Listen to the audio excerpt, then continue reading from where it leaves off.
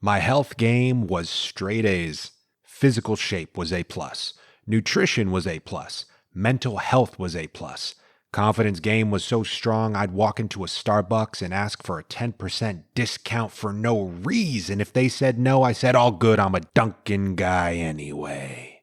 And then, one day during a workout, bam, felt something pop. Boom, injury. Bang, pain.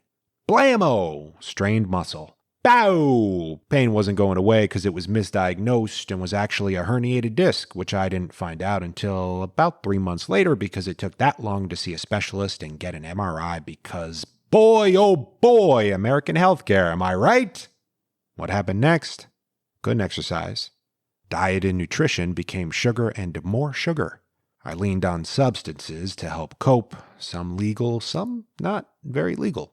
Stress, anxiety, and depression went through the roof, and straight A's turned into not showing up to class to wanting to completely drop out.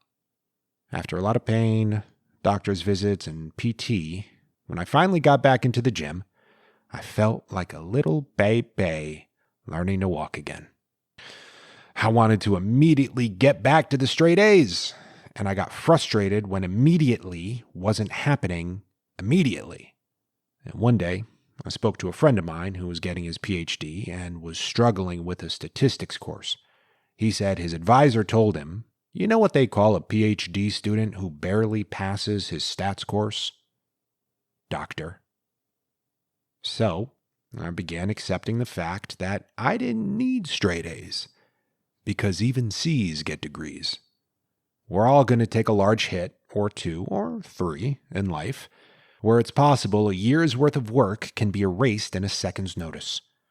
But where we get hung up is expecting our bounce back to look like exactly what it was before the hit, expecting our bounce back to be perfect, expecting our bounce back to have microwave results, ready in a minute or less.